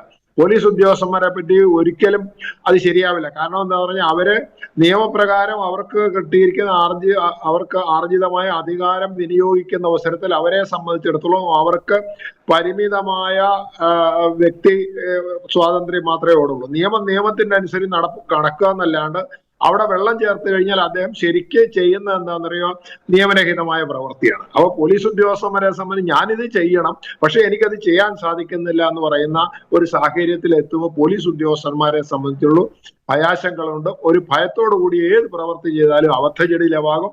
ഈ അബദ്ധജടിലമായ സാഹചര്യം വരുമ്പോൾ എന്ന് പറഞ്ഞാൽ ഈ പ്രവൃത്തികളുടെ കാഠിന്യം കുറയും. ആ പ്രവൃത്തിയുടെ കാഠിന്യം പോലീസിനെ സംബന്ധിച്ചുള്ള പോലീസിന്റെ ഒരു വീര്യം പ്രദർശിപ്പിച്ചാൽ മാത്രമേ നിയമം അനുസരിക്കാൻ താല്പര്യമില്ലാത്ത വ്യക്തികളെ സംബന്ധിച്ചോളം അവർക്ക് നിയമം അനുസരിക്കാനുള്ള ഒരു പ്രചോദനം കിട്ടുള്ളൂ. അത് നമുക്ക് നഷ്ടപ്പെട്ടു പോയിട്ടുണ്ട്. അത് പോലീസിന്റെ ഭാഗത്തെ തെറ്റാണ്. രാഷ്ട്രീയമായിട്ട് തന്നെ അതിനെ അത് അങ്ങനെ ഉണ്ടാകുന്ന അവസരത്തിൽ അത് പരിഹരിക്കപ്പെടേണ്ട ഒരു സിറ്റുവേഷൻ ആണ്. അത് ചെയ്യുന്നുണ്ടോ എന്ന് എനിക്ക് പറയാൻ പറ്റില്ല. പക്ഷെ പൊതുവിലെ പോലീസിനെ സംബന്ധിച്ചിടത്തോളം ഒരു ഭയാശങ്കകളോട് പ്രവർത്തി ചെയ്യുന്നു എന്ന് പറയുന്ന ഒരു സാഹചര്യം ഉണ്ടായത് കൊണ്ടാണ് അവരുടെ ആ പ്രവൃത്തിയുടെ ഔന്നത്യം, അല്ലെങ്കിൽ ആ പ്രൊഫഷന്റെ കഠിനത, അതല്ലെങ്കിൽ ആ നിയമപരമായിട്ടുള്ള ദൃഢത നഷ്ടപ്പെട്ടു പോകുന്നു. അതൊരു മൃദു സമൂഹമാണ്. ഒരു ഈസി ഗോ, അല്ലെങ്കിൽ ഒരു എന്താണ് നടപടിയിലൊക്കെ വെള്ളം ചേർക്കുന്ന ഒരു സാഹചര്യത്തിലേക്ക് വരുമ്പോൾ സ്വാഭാവികമായിട്ട് എന്താ വരുന്നത്, ക്രമവും സമാധാനവും ശരിയായ രീതിയിൽ പോകാത്തപ്പോൾ അതിന് അല്പസ്വല്പം വിള്ളലുകളൊക്കെ അതാണ് സംഭവിച്ചുകൊണ്ടിരിക്കുന്നത്. അത് ഏത് രീതിയിൽ വ്യാഖ്യാനിക്കും, രാഷ്ട്രീയക്കാരാണ് രാഷ്ട്രീയമായി വ്യാഖ്യാനിക്കും. ഞങ്ങളെ സംബന്ധിച്ച് പറയുന്നത് എന്താന്ന് പറഞ്ഞു കഴിഞ്ഞാൽ, രാഷ്ട്രീയക്കാരങ്ങനെ ഇടപെടുന്നുണ്ടെങ്കിൽ അവരെയും പ്രതിരോധിക്കാനുള്ള കഴിവ് നിയമത്തിൽ മേലധികാരികൾക്കുണ്ട്. അവര് പോലും പരാജയപ്പെടുമ്പോൾ നമ്മൾ സാധാരണ പോലീസുകാരനെ കുറ്റം പറഞ്ഞിട്ട് കാര്യമില്ല എന്നുള്ളതാണ് എന്റെ അവസ്ഥ, എന്റെ അഭിപ്രായം അതാണ്. അതുകൊണ്ട് മേലുദ്യോഗസ്ഥന്മാരും കൂടെ വളരെ ശക്തമായ രീതിയിൽ ഒരു നടപടി എടുക്കുക. അല്ലെങ്കിൽ അവർക്ക് നിലനിൽപ്പില്ലേ, ഈ മുഴുവൻ മത്സ്യം, ഈ വാക്കുകൾ മുഴുവൻ കേൾക്കുന്ന അവബോധം ഉണ്ടാകുന്ന പോലീസുകാർക്കാണ്. അപ്പൊ പോലീസുകാർ കുറച്ചും കൂടെ അവരുടെ സ്വന്തം അഭിമാനം കാക്കുന്ന രീതിയിലെങ്കിലും പ്രവർത്തിക്കണമെന്ന് മാത്രമേ എനിക്ക് പറയാനുള്ളൂ. ഞാൻ രാഷ്ട്രീയമായിട്ട് ആരെയും കുറ്റപ്പെടുന്നില്ല. ഏത് കാലത്തുമൊക്കെ ഇതൊക്കെ ഏറിയും കുറഞ്ഞുമൊക്കെ ഇരിക്കും. പക്ഷെ എന്നാലും ശരി, ഈ പോലീസിന്റെ നിലനിൽപ്പ് എന്ന് പറയുന്നത് പോലീസിന്റെ പ്രവൃത്തിയുടെ ശൗര്യവും അതിന് സുതാര്യതയും നിയമപരവുമായ കാര്യങ്ങളാണ്. അത് ചെയ്യുന്നതിൽ നിന്ന് അല്പസ്വല്പം അമാന്തം സംഭവിച്ചു പോയിട്ടുണ്ടെന്നാണ് എന്റെ അഭിപ്രായം. ശരി, വ്യക്തമാണ്. വളരെയധികം നന്ദി ശ്രീ സുഭാഷ് ബാബു ഈ ഘട്ടത്തിൽ നമ്മളോടൊപ്പം ചർച്ചയിൽ ചേർന്നതിന്. രാഷ്ട്രീയ നിരീക്ഷകൻ പ്രൊഫസർ AG ജോർജിലേക്ക് പോവുകയാണ്. പ്രൊഫസർ AG ജോർജ്, ഗുണ്ടാരാജുവും അധോലോകവും ഒക്കെ നമുക്ക് ഒരു പരിധിവരെ, ഒരു കാലത്ത് അത് കേട്ടുകേൾവി ഉണ്ടായിരുന്ന വാക്കുകളല്ല ഈ പറഞ്ഞ രണ്ടും. ഇന്ന് ഗുണ്ടകൾ വാഴുന്ന ഇടമായി നമ്മുടെ കേരളം, നമ്മുടെ സംസ്ഥാനം മാറിയിരിക്കുകയാണ്. എന്ത് ക്രൂരകൃത്യവും ചെയ്യാൻ മടിയില്ലാത്ത ഗുണ്ടകളും വാടക കൊലയാളി സംഘങ്ങളും നാട്ടിലുടനീളം പ്രവർത്തിക്കുകയാണ്. ആരാണ് ഇതിന് ഉത്തരവാദി? ഇതിൽ ചെയ്യേണ്ട ആളുകൾ ഒന്നും ചെയ്യുന്നില്ല എന്നുള്ളതാണ് വാസ്തവം. മേഘ, ഇത് മനുഷ്യ മനസാക്ഷിയെ ഞെട്ടിപ്പിക്കുന്ന സംഭവങ്ങളാണിപ്പോൾ കഴിഞ്ഞ കുറെ കാലമായി കേരളം കേൾക്കുന്നതും കാണുന്നതും. അതിന്റെ ഏറ്റവും ഒടുവിലത്തെ അത്യന്തം വേദനാജനകമായ ഒരു സംഭവമാണ് മേഘ നേരത്തെ സൂചിപ്പിച്ചതുപോലെ പോലീസിന്റെ കേന്ദ്രത്തിന്റെ വെളിപ്പാട് അകലെ നടു റോഡിൽ ഒരു 17 വയസ്സുകാരൻ കൊല ചെയ്യപ്പെട്ടത്. ഇത് എങ്ങനെയാണ് സംഭവിച്ചത് എന്നതിന്റെ വിശദാംശങ്ങളിലേക്ക് ഞാനിപ്പോൾ കടക്കുന്നില്ല. ഇത് യഥാർത്ഥത്തിൽ സംഭവിക്കുവാനുണ്ടായ പരിസരം നമുക്കെല്ലാവർക്കും പരിചയമുള്ള ഒരു പരിസരമാണ്. Thiruvananthapuram model school, government arts college തുടങ്ങിയതായ സ്ഥാപനങ്ങളിൽ നിന്ന് ഏതാനും വാര അകലെ മാത്രമാണ് ഒരു ഫുട്ബോൾ കളി ഉണ്ടായ അഭിപ്രായ വ്യത്യാസം മൂലം ഇങ്ങനെ ഒരു കൊലപാതകം നടന്നത്. ഇവിടെ നേരത്തെ സംസാരിച്ചപ്പോൾ സൂചിപ്പിച്ചു, ആ കൊലപാതകത്തിന് ഉത്തരവാദികളായിട്ടുള്ള ആളുകളെ സംബന്ധിച്ചൊക്കെ അന്വേഷിക്കുന്നുണ്ട്. എന്നാൽ അവിടെ കണ്ട വളരെ ദയനീയമായ രംഗം അത് ഇവിടെ സൂചിപ്പിക്കപ്പെട്ടു. ഈ കുത്തേറ്റ വിദ്യാർത്ഥിയെ 2 വിദ്യാർത്ഥികൾ സ്കൂട്ടറിൽ ആശുപത്രിയിലേക്ക് കൊണ്ടുപോകുന്ന ഒരവസ്ഥയാണ്. ഇവിടെ ആംബുലൻസ് സംവിധാനമുണ്ട്, പോലീസുകാർ സാധാരണയായി ബീറ്റ് നടത്തുന്നുണ്ട്, പലയിടത്തും പോലീസ് എയ്ഡ് പോസ്റ്റുകളുണ്ട്. ഒരു കാലത്ത് മേഘയ്ക്ക് ഓർമ്മയുണ്ടെന്നാണ് വിചാരം, അടിക്കടിയായി ഓരോ പോലീസ് മേധാവികൾ വരുമ്പോൾ തിരുവനന്തപുരത്ത് ചില പരിഷ്കാരങ്ങൾ വരുത്തും. എന്റെ ഓർമ്മ ശരിയാണെങ്കിൽ ഈ അടുത്ത കാലത്താണ് രാത്രിയിൽ കുതിരപ്പുറത്തുള്ള പോലീസിനെ തെരുവിലൂടെ വിട്ടിട്ട് ക്രമസമാധാനം പാലിക്കാൻ ഏതോ ഒരു പോലീസ് ഉദ്യോഗസ്ഥൻ നടത്തിയതായ ശ്രമം അതാകെ പാളീഷായിപ്പോയി. പിന്നെയാണ് ഇപ്പോൾ കോടിക്കണക്കിന് രൂപ ഇരുചക്ര വാഹനങ്ങൾ അത്യന്താധുനിക സൗകര്യങ്ങളോടുകൂടി വയർലെസ് സെറ്റോടുകൂടി ഇരുചക്ര വാഹനങ്ങൾ ഉപയോഗിച്ചുകൊണ്ട് പോലീസ് പെട്രോളിംഗ് നടത്തുന്നു എന്ന് പറയുന്നതായിട്ടുള്ള വാർത്ത. ഇതൊക്കെ നിരന്തരമായി നടന്നുകൊണ്ടിരിക്കുമ്പോൾ പോലും ഈ തരത്തിലുള്ള കൊലപാതകങ്ങളും അല്ലെങ്കിൽ മദ്യ മാഫിയ സംഘങ്ങളുടെ വിളയാട്ടങ്ങളും ഗുണ്ടാ സംഘങ്ങൾ തമ്മിലുള്ള ഏറ്റുമുട്ടലുകളും ഗുണ്ടാ സംഘങ്ങൾ നടത്തുന്ന ഏറ്റുമുട്ടലുകളും ഒക്കെ സാധാരണ സംഭവമായി മാറിയിരിക്കുന്നു. ഇവിടെയാണ് ഒരു ചോദ്യം വളരെ പ്രസക്തമായിരിക്കുന്നത്. ബഹുമാനപ്പെട്ട മുൻ SP സുഭാഷ് ബാബു കേൾക്കുന്നുണ്ടായിരുന്നെങ്കിൽ കൊള്ളാമായിരുന്നു. അദ്ദേഹം പറയാതെ പറഞ്ഞു. അദ്ദേഹം പറയുന്നത് 2 പ്രധാനപ്പെട്ട കാര്യങ്ങളാണ്. ഒന്ന്, ഒരു സാമൂഹ്യമായി ഉണ്ടായിരിക്കുന്ന അധപ്പതനം വളരെ പ്രധാനമാണ്. ആളുകൾക്ക് ക്ഷമാശീലം നഷ്ടപ്പെട്ടിരിക്കുന്നു, സഹിഷ്ണുതാ ബോധം നഷ്ടപ്പെട്ടിരിക്കുന്നു. അത് ഒരു ഭാഗത്ത്. അതോടൊപ്പം തന്നെ അദ്ദേഹം വളരെ ശക്തമായി പറയുന്ന ഒരു കാര്യം, ഇത് നിയന്ത്രിക്കുവാൻ ഉത്തരവാദിപ്പെട്ട പോലീസ് ഉദ്യോഗസ്ഥന്മാരുടെ മനോവീര്യം പോലും നഷ്ടപ്പെട്ടിരിക്കുന്നു. അത് നമ്മൾ വളരെ ഗൗരവത്തോടുകൂടെ കാണണം. ഇപ്പോൾ മറ്റുള്ളവരെ സംരക്ഷിക്കാൻ ഉത്തരവാദപ്പെട്ട കേരളത്തിലെ പോലീസ് സേന സ്വയം സംരക്ഷിക്കാൻ കഴിയാത്ത അവസ്ഥയിൽ എത്തി നിൽക്കുന്നു എന്ന് പറയുമ്പോൾ ഇവിടെ നമ്മൾ നിരന്തരമായി പറഞ്ഞു കേൾക്കുന്ന ഒരു പുതിയതായിട്ടുള്ള ഒരു ഫ്രേസ് ഉണ്ടല്ലോ, സിസ്റ്റമിക് ഫെയിലിയർ. നിരന്തരമായി ഇത് കേട്ടുകൊണ്ടിരിക്കുകയാണ്. ആരോഗ്യമന്ത്രിയാണ് ഈ പദം ഇവിടെ വളരെ വ്യാപകമാക്കിയത്. ഇപ്പോൾ ഇവിടെ സിസ്റ്റമിക് ഫെയിലിയർ കൊണ്ടാണ് ഇതൊക്കെ സംഭവിക്കുന്നത്, പോലീസുകാരുടെ കുഴപ്പമല്ല എന്ന് പറയുമ്പോൾ എന്തിനാണ് പോലീസ് സേന, എന്തിനാണ് പോലീസ് സേനയെ നിയന്ത്രിക്കുന്ന ഒരു ഭരണാധികാരി എന്ന ചോദ്യം വളരെ പ്രസക്തമാണ്. ഇവിടെ തീർച്ചയായിട്ടും പോലീസ് സേനയുടെ മനോവീര്യം നഷ്ടപ്പെടുന്നെങ്കിൽ, അവർക്ക് വേണ്ട രീതിയിലുള്ള സംരക്ഷണം ലഭിക്കുന്നില്ല എങ്കിൽ, അവർക്ക് വേണ്ട രീതിയിൽ അന്വേഷണം നടത്താനുള്ള ഭൗതികമായ സൗകര്യങ്ങളില്ല എങ്കിൽ അതിന്റെ പരിപൂർണമായ ഉത്തരവാദിത്വം അവരെ നിയന്ത്രിക്കുന്ന ആഭ്യന്തര മന്ത്രിക്കാണ്. കേരളത്തെ സംബന്ധിച്ചിടത്തോളം മുഖ്യമന്ത്രിയും ആഭ്യന്തരമന്ത്രിയും ഒരാളായിരിക്കുന്നിടത്തോളം കാലം അത് പിണറായി വിജയനാണോ ഉമ്മൻചാണ്ടിയാണോ കരുണാകരനാണോ എന്നുള്ളതല്ല ഇവിടുത്തെ പ്രശ്നം. ഉത്തരവാദപ്പെട്ട സ്ഥാനത്തിരിക്കുന്ന ആഭ്യന്തര മന്ത്രിക്ക് ഇതിന്മേൽ കർശനമായിട്ടുള്ള മേൽനോട്ടവും പരിരക്ഷയും കൊടുക്കാൻ കഴിയുന്നില്ല എങ്കിൽ ആ സ്ഥാനത്തിരിക്കാൻ അദ്ദേഹത്തിന് യോഗ്യതയില്ല എന്ന് പറയുന്നതിന് യാതൊരു മടിയുമില്ല. ഇവിടെ വാനോളം പുകഴ്ത്തുകയാണല്ലോ ഇവിടെ സ്ത്രീകളുടെ സുരക്ഷ. ഇവിടെ ചങ്ങലകൾ സൃഷ്ടിക്കുന്നു, നവോത്ഥാന പ്രസ്ഥാനങ്ങൾ ഉണ്ടാകുന്നു, വലിയ വലിയ സാമുദായിക നേതാക്കന്മാരെ കൊണ്ട് നവോത്ഥാന ജാഥ നടത്തുന്നു, സദസ്സ് നടത്തുന്നു. എന്ത് സംഭവിക്കുന്നു ഇവിടെ? ഇവിടെ യഥാർത്ഥത്തിൽ ഗുണ്ടാ സംഘത്തിന്റെ വിളയാട്ടമല്ല ഇത്. നമ്മൾ എന്തിനാ ഈ കൊച്ചിയിലേക്ക് പോകുന്നത്? ഇവിടെ എൻ്റെ ഒരു സുഹൃത്ത് കൊച്ചിയിലെ കാര്യം പറഞ്ഞു. കൊച്ചിയെല്ലാം ഇപ്പോൾ അതിമനോഹരമായിരിക്കുന്നു. തീർച്ചയായിട്ടും മനോഹരമാണ്. അവിടെ മട്ടാഞ്ചേരി കായലും മറ്റുമൊക്കെ അതിമനോഹരമായ ദൃശ്യങ്ങളാണ് കൊച്ചിയിൽ നൽകുന്നത്. കൊച്ചി മനോഹരമാണ്, സംശയമില്ല. അദ്ദേഹം പറയുന്നു കൊച്ചിയൊക്കെ ഇപ്പൊ മനോഹരമാണ്. അദ്ദേഹം മാധ്യമങ്ങൾ ശ്രദ്ധിക്കുന്നുണ്ടോ എന്ന് അറിയുന്നില്ല. മയക്കുമരുന്നിന്റെയും അതുപോലെ തന്നെ മദ്യത്തിന്റെയും വിളയാട്ടമാണ് കൊച്ചിയിൽ ഇപ്പോഴും നടന്നുകൊണ്ടിരിക്കുന്നത്. താങ്കൾ വായിച്ചിട്ടില്ല, ഈ അടുത്ത സമയത്താണ് ഒരു സെലിബ്രിറ്റി പോലും, സിനിമാ ലോകത്തൊക്കെ നിൽക്കുന്ന ചില സെലിബ്രിറ്റികൾ പോലും ഈ തരം കേസുകളിൽ പ്രതിയാക്കപ്പെട്ടിരിക്കുന്നത്.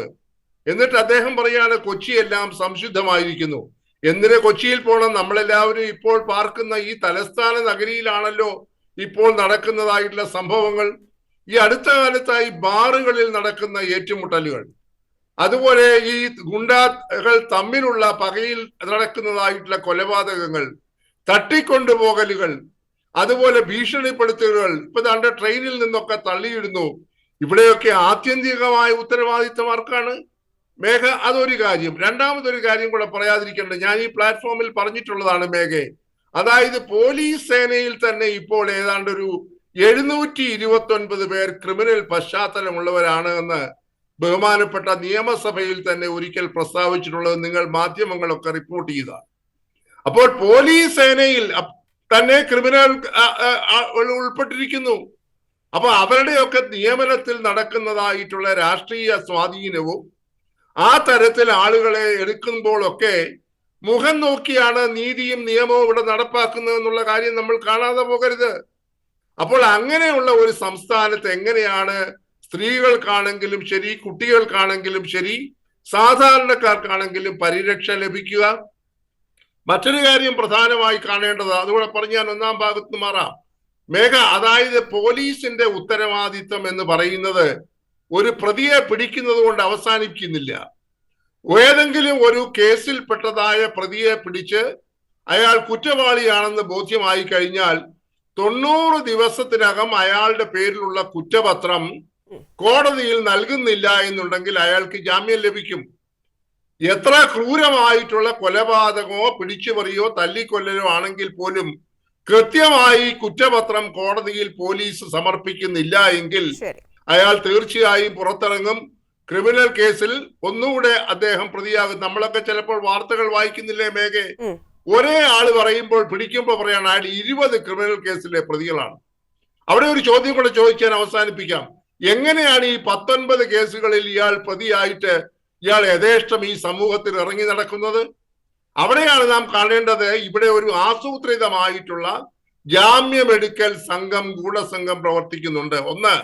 2, കൃത്യസമയത്ത് പോലീസുകാർ വേണ്ട രീതിയിൽ കുറ്റപത്രം കോടതിയിൽ സമർപ്പിക്കുന്നില്ല. കാരണം എന്താണ്? പ്രതിപട്ടികയിലൊക്കെയുള്ള ആളുകൾ രാഷ്ട്രീയ നേതാക്കന്മാരുടെ പിടിയാളുകളോ അവരുടെ സംരക്ഷകരോ ആകുമ്പോൾ പോലീസ് പുറംതിരിഞ്ഞങ്ങ് പോകും. അവർക്ക് ഈ കൊലപാതകം എന്നൊന്നും പറയുന്നത് വലിയൊരു മഹാസംഭവമൊന്നുമല്ല. അപ്പോൾ അത് പ്രതി ആരാണ് എന്ന് നോക്കി, മുഖം നോക്കി സംരക്ഷിക്കുന്ന ബോധപൂർവമായ ഒരു സമീപനം കേരളത്തിലെ പോലീസ് സേനയിൽ ഈ അടുത്ത കാലത്തായി വർദ്ധിച്ചു വരുന്നു എന്നുള്ളതാണ് ഏറ്റവും സങ്കടകരമായിട്ടുള്ള, ദുഃഖകരമായിട്ടുള്ള, സമാധാനം ആഗ്രഹിക്കുന്ന ഈ തലസ്ഥാന നഗരിയിലെ വികാസികൾ ഇപ്പോൾ അനുഭവിച്ചുകൊണ്ടിരിക്കുന്നു. ഓക്കെ, വ്യക്തമാണ്. ഞാൻ അങ്ങനെയൊക്കെ വരാം. ശ്രീ രജത് രവീന്ദ്രൻ, മൃദുഭാവേ ദൃഢകൃത്യേ നമ്മൾ കേട്ടിട്ടുള്ളതാണ്. കേരള പോലീസിന്റെ ആപ്തവാക്യമാണ്. സംസ്കൃതത്തിലുള്ള ഈ വാക്കിന്റെ അർത്ഥം എന്നുള്ളത് എന്താണ്? മൃദുവായ സ്വഭാവവും ദൃഢമായ നടപടി, അങ്ങനെയാണ്. പക്ഷേ അതിന് നേരെ വിപരീതമായാണ് സ്വാഭാവികമായും ഈ ഘട്ടത്തിൽ ഉണ്ടാകുന്നത്. മാങ്ങ മോഷ്ടിക്കുന്ന പോലീസുകാരെ വരെ നമ്മൾ കണ്ടല്ലോ നമ്മുടെ സംസ്ഥാനത്ത്. ആ ഘട്ടത്തിൽ നോക്കൂ, ഈ പോലീസ് ഈ ഗുണ്ടായിസം ഒക്കെ ഇതിന് ഒത്താശ ചെയ്തു കൊടുക്കുന്നത് ആര് എന്നുള്ളത് പ്രതിപക്ഷത്തിന്റെ ഭാഗത്തുനിന്നും വലിയ തരത്തിലുള്ള വിമർശനങ്ങൾ ഇതിനോടകം വന്നു കഴിഞ്ഞു. ഇന്നും ഇന്നലെയും തുടങ്ങിയല്ല, പിണറായി വിജയന്റെ ആശീർവാദത്തോടു കൂടിയാണ് ഓരോ കാര്യങ്ങളും ചെയ്യുന്നത്. ഈ പിണറായി വിജയൻ സർക്കാർ അധികാരത്തിൽ വന്നതിന് ശേഷം ഇത്തരത്തിലുള്ള പ്രവൃത്തികൾ, ഗുണ്ടായിസം, ഗുണ്ടാ മാഫിയ, അതൊക്കെ വർദ്ധിക്കുന്ന ഒരു കണക്കുകളാണ് നമ്മൾ പരിശോധിക്കുമ്പോൾ വ്യക്തമാകുന്നത്. ഇതിനൊക്കെ തടയിടേണ്ട സർക്കാർ അല്ലെങ്കിൽ സർക്കാർ സംവിധാനങ്ങൾ, അധികൃതർ, മുഖ്യമന്ത്രി അതൊന്നും മിണ്ടാതിരിക്കുന്നിടത്ത് ഇത്തരത്തിലുള്ള അതിക്രമങ്ങൾ വർദ്ധിക്കുന്നു. ഒറ്റപ്പെട്ട സംഭവം എന്ന് പറയുന്ന, പ്രതിരോധിക്കുന്ന ഇടത്താണ് നമ്മൾ പറയുന്നത് ഓരോ മണിക്കൂറിലും ഒറ്റപ്പെട്ട സംഭവങ്ങൾ ഉണ്ടായിക്കൊണ്ടിരിക്കുകയാണ്. ഇതിന് എന്താണ് കൃത്യമായി ചെയ്യാൻ കഴിയുക? അല്ലെങ്കിൽ ഇവിടെ ശ്രീ വെമ്പായ നസീർ പറഞ്ഞു നടപടി അത് ഉണ്ടാവണം, പക്ഷേ മറ്റ് രാഷ്ട്രീയ പാർട്ടികളുടെയൊക്കെ സ്വാധീനം മൂലമാണ്. അങ്ങനെയൊക്കെ പറഞ്ഞ് അതിനെ ലഘൂകരിക്കാൻ കഴിയുമോ? വെമ്പായ നസീറിനുള്ള മറുപടി കൂടി. ശ്രീ വെമ്പായം നസീർ തുടക്കം മുതൽ പറഞ്ഞിരിക്കുന്നത് ഇത്തരത്തിലുള്ള പ്രവർത്തനങ്ങളെല്ലാം പൊതുജനവും നമ്മളെല്ലാവരും കൂടി കൈകാര്യം ചെയ്യണം എന്ന് പറഞ്ഞതിൽ അദ്ദേഹത്തിനോട് ഞാൻ യോജിക്കുന്നു. പക്ഷേ അത്തരം കൈകാര്യം ചെയ്യലുകളിലേക്ക് പൊതുജനം കടന്നു ചെല്ലുമ്പോൾ അവിടെ നിഷ്ക്രിയരായിരിക്കുന്ന പോലീസുകാരെ, അല്ലെങ്കിൽ ഇത്തരം പ്രവണതകളിലേക്ക് ഒരു ഗ്യാങ് മുമ്പോട്ട് പോകുമ്പോൾ അവർക്ക് കുട പിടിച്ചു കൊടുക്കുന്ന പോലീസ് ഉദ്യോഗസ്ഥരെ, അത് നിയന്ത്രിക്കുന്ന സർക്കാർ സംവിധാനത്തെ, പാർട്ടി നേതൃത്വത്തെ എങ്ങനെയാണ് നമ്മൾ പ്രതിരോധിക്കേണ്ടതെന്ന് കൂടി അദ്ദേഹം പറഞ്ഞു തരേണ്ടിയിരിക്കുന്നു. നിഷ്പക്ഷ സ്വഭാവമുള്ള എല്ലാ തരത്തിലും എല്ലാ സ്കൂളുകളിലും ഇതിനു വേണ്ടിയിട്ട് നിരന്തരമായ ഇൻഫോർമേറ്റീവ് ക്ലാസ്സുകളുമായി ഉദ്യോഗസ്ഥരടക്കം പൊതുപ്രവർത്തകരടക്കം രംഗത്ത് ചെല്ലാറുണ്ട്. പക്ഷേ അത് ഉള്ളിൽ നടക്കുന്ന വളരെ സാധാരണ രീതിയിലേക്ക് ജീവിച്ചു പോകുന്ന കുട്ടികളിലേക്കാണ് പറഞ്ഞു കൊടുക്കാൻ കഴിയുന്നത്, അല്ലെങ്കിൽ യുവാക്കളിലേക്കാണ് പറഞ്ഞു കൊടുക്കാൻ കഴിയുന്നത്. DYFIയുടെയൊക്കെ സ്വാധീനത്തിന്മേൽ അല്ലെങ്കിൽ CPM പാർട്ടിയുടെ പിൻബലമുണ്ട് എന്ന ഉറപ്പിന്മേൽ ഗുണ്ടായിസവുമായി പുറത്തിറങ്ങുകയും അതിൽ ഏത് രീതിയിലും അതിനെ കൈകാര്യം ചെയ്ത് കളയാം, എന്ത് വന്നാലും അടിച്ചമർത്തി അവിടെ ഒരു ഗുണ്ടാ സംവിധാനം ഉണ്ടാക്കി നിയന്ത്രിച്ചു കഴിഞ്ഞാൽ, അല്ലെങ്കിൽ അവിടെ മുഴുവൻ ആ ഗുണ്ടാ സ്വാധീനം ഉപയോഗിച്ചുകൊണ്ട് തന്നെ ഇത്തരത്തിലുള്ള ലഹരി മാഫിയ സംഘങ്ങളെ വളർത്താൻ കഴിയുന്ന രീതിയിലേക്ക് ഇവർക്ക് വളരാൻ കഴിഞ്ഞത് ആര് വന്നതിന് ശേഷമാണ്? ഈ അധികാരത്തിൽ തുടർന്നുകൊണ്ടിരിക്കുമ്പോൾ എൻ്റെ ചോദ്യം, ഇവിടെ ജോർജ് സാറ് വളരെ വ്യക്തമായി പറഞ്ഞിട്ടുണ്ടായിരുന്നു, 700-ന് മുകളിലുള്ള ഉദ്യോഗസ്ഥർക്ക് അവർക്കെതിരെയുള്ള കേസുകൾ, അല്ലെങ്കിൽ ഈ വിഷയത്തിലേക്ക് ലഹരി മാഫിയ സംഘങ്ങളെ നയിക്കുന്നത് ഇത്തരം പോലീസ് നേതൃത്വത്തിലിരിക്കുന്ന ഉയർന്ന ഉദ്യോഗസ്ഥരുടെ ഒത്താശയോട് കൂടിയാണ് ഇതെല്ലാം ഇവിടെ നടക്കുന്നത് എന്ന് പറയുമ്പോൾ അതിനെ വളരെ നിസ്സാരവൽക്കരിച്ചുകൊണ്ട് LDFിൻ്റെ പ്രതിനിധി ഇവിടെ പറയുന്നത് കേൾക്കുമ്പോൾ ആശ്ചര്യമാണ് ഉണ്ടാവുന്നത്. നമ്മുടെ കുടുംബത്തിലേക്ക് കടന്നു വരുന്ന രീതിയിലേക്ക് കാര്യങ്ങൾ എത്തിച്ചേർന്നിട്ടും നമുക്ക് അതിനെ പ്രതിരോധിക്കാൻ കഴിയുന്നില്ലാത്ത ഒരു സർക്കാർ സംവിധാനമാണെങ്കിൽ നാളെ എൻ്റെ നെഞ്ചിലേക്കോ അല്ലെങ്കിൽ ഈ LDFിൻ്റെ പ്രതിനിധിയായ ശ്രീ വെമ്പായം നസീറിൻ്റെ നെഞ്ചിലേക്കോ ഒരു കടാര കയറി ഇറങ്ങുന്ന തരത്തിലേക്ക് കാര്യങ്ങൾ പോയാൽ അപ്പോഴും മാത്രമേ നമ്മൾക്കത് ചിന്തിക്കാൻ കഴിയുള്ളൂ. എവിടെയാണ് പോലീസ്, എവിടെയാണ് ആഭ്യന്തര വകുപ്പ്? ഇതെല്ലാം മുൻകൂട്ടി കണ്ട് ആ രീതിയിലുള്ള പ്രതിസന്ധികളെ തരണം ചെയ്യേണ്ട തരത്തിലേക്ക് ഒരു സർക്കാർ സംവിധാനത്തിന് കൊണ്ടുവരേണ്ടത് ആ ഭരണകൂടമല്ലേ? ഇവിടെ സ്പെഷ്യൽ ബ്രാഞ്ച് അടക്കമുള്ള വിഭാഗങ്ങൾ എവിടെയായിരുന്നു?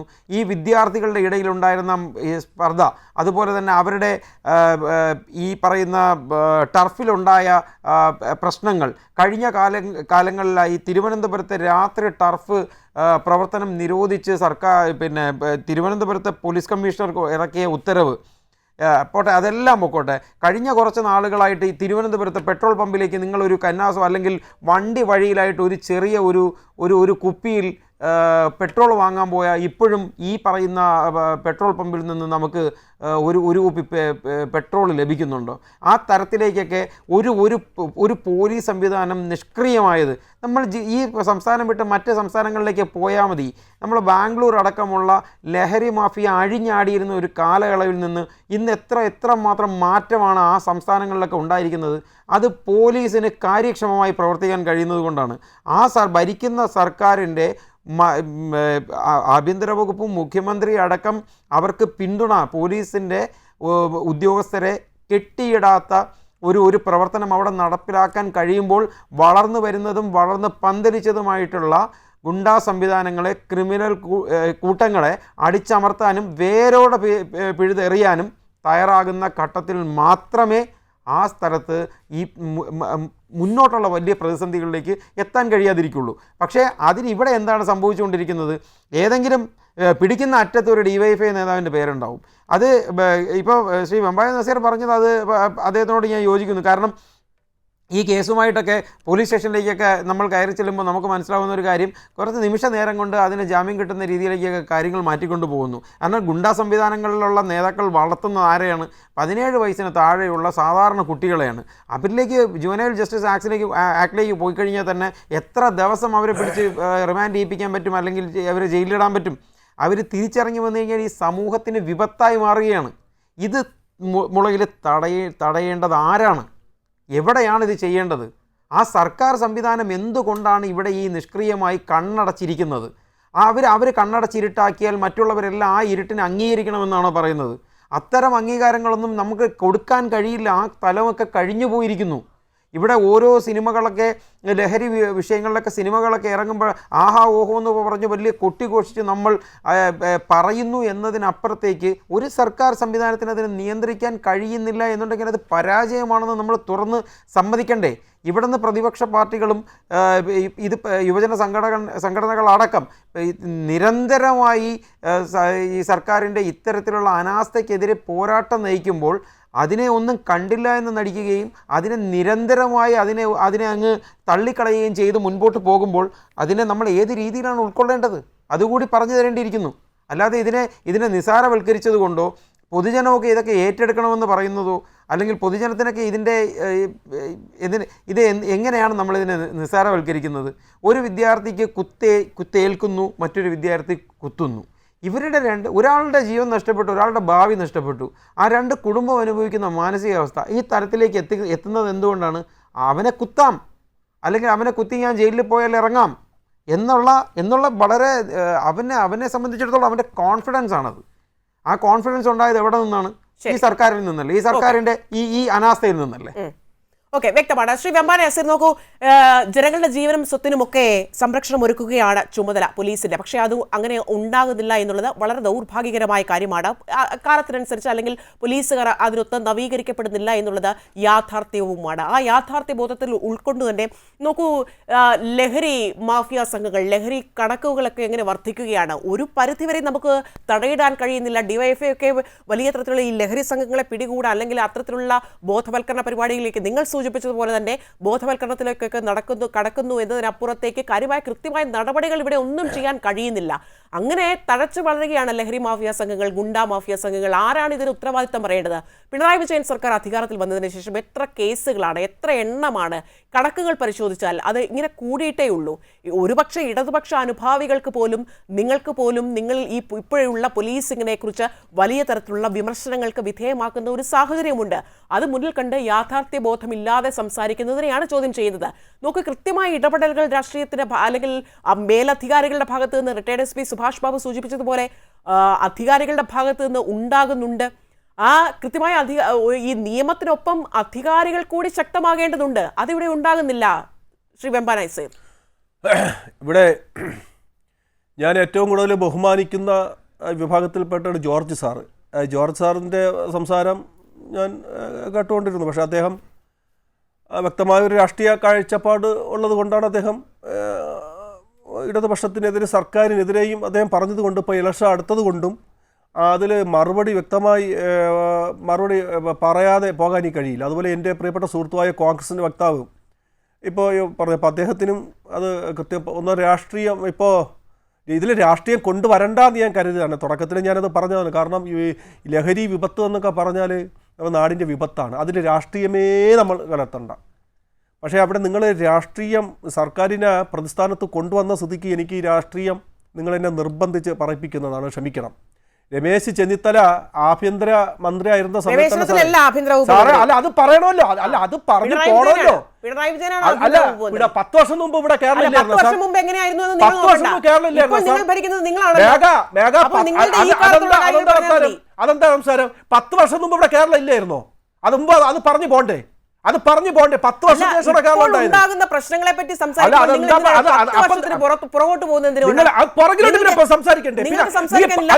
10 വർഷത്തെ സംസാരിക്കുമ്പോൾ നിങ്ങൾക്ക് പിണറായി വിജയനെ സർക്കാരിനെ പ്രതിസ്ഥാനത്ത് നിങ്ങൾക്ക് കൊണ്ടുവരാം. അത് അങ്ങോട്ട് കടക്കാൻ പാടില്ല. ആ കാരണം നിങ്ങൾ ഭയപ്പെടുന്നു. അതുകൊണ്ടല്ല നിങ്ങൾ ഇടപെട്ടത്. ഭയപ്പെടുന്നു, അതുകൊണ്ടല്ല ഇടപെട്ടത്. ഞാനൊന്ന് സംസാരിക്കട്ടെ. അതെന്താ? അപ്പൊ 10 വർഷത്തിൽ മാത്രം സംസാരിക്കുമ്പോൾ നിങ്ങൾക്ക് സർക്കാരിന്റെ ന്യൂനതകളും കുറ്റങ്ങളും കൊണ്ടുവരാം. 10 വർഷത്തിന് മുമ്പ് നിങ്ങൾ ഭയപ്പെടുന്നു. സർക്കാർ അല്ല ഭരിക്കുന്നത്. 10 വർഷമായി നിങ്ങളുടെ കയ്യിലാണ്. ഇതാണ് ഫാസിസം. ഇതാണ് BJPയും ചെയ്തുകൊണ്ടിരിക്കുന്ന. ഇതാണ് മനസ്സിലായോ? തെറ്റുകൾ ചൂണ്ടിക്കാട്ടുമ്പോൾ പ്രിയപ്പെട്ട മേഘ, എനിക്ക് അങ്ങോട്ട് കടക്കാതിരിക്കാൻ കഴിയില്ല. ഈ 10 വർഷങ്ങൾക്ക് മുമ്പ് നിങ്ങൾ ആഭ്യന്തരമന്ത്രി രമേശ് ചെന്നിത്തല അവിടെ ആഭ്യന്തരമന്ത്രി എന്ന സമയത്ത് ഇവിടെ ബ്ലൈഡിന്റെ പേരിൽ എത്ര പേര് ആത്മഹത്യ ചെയ്തെന്ന് അറിയണം. അന്ന് ഈ കേരള പോലീസ് രമേശ് ചെന്നിത്തല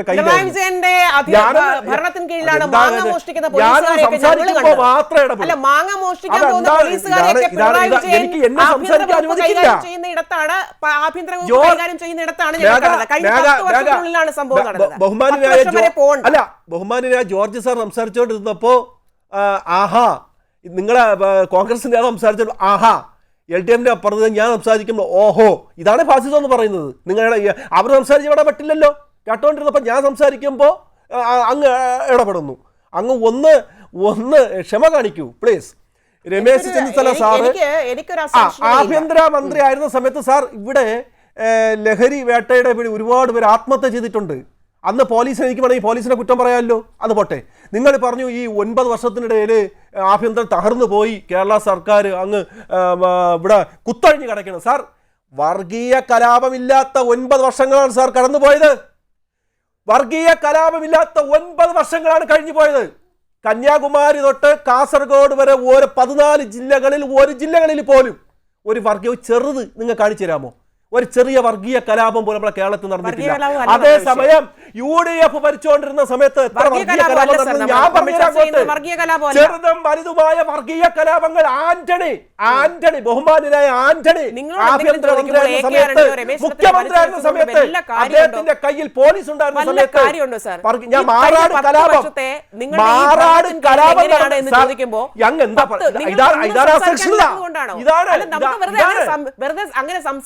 വാസ്തവം പറയുമ്പോ ഇപ്പൊ നടക്കുന്ന കാര്യങ്ങളിൽ അങ്ങേക്ക് മറുപടി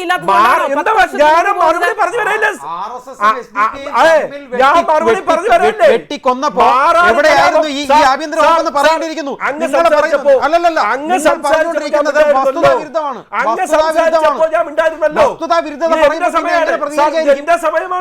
അത് പറയുമ്പോ വസ്തുത പ്രതികരിച്ചില്ല. താങ്കൾക്ക് പറയാനില്ല.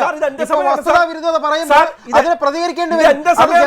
ജനാധിപത്യ സ്വാതന്ത്ര്യമാണ്. സർക്കാരിനെ കുറ്റപ്പെടുത്തുമ്പോ ഞാൻ ഉണ്ടായിരുന്നല്ലോ. കലാപം നടന്നപ്പോ അന്ന് ആഭ്യന്തരമന്ത്രി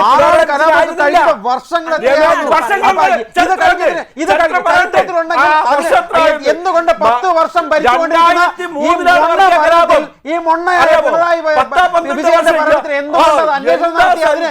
എന്തുകൊണ്ട് അന്വേഷണം നടത്തി? അന്വേഷണം നടത്തി അതിനെ നിങ്ങൾക്ക് അതിനെ പ്രതികളെ നിങ്ങൾക്ക് ജയിലടക്കാൻ കഴിയുന്നില്ല. ഇത് ശരിയല്ല. കഴിയുന്നില്ല.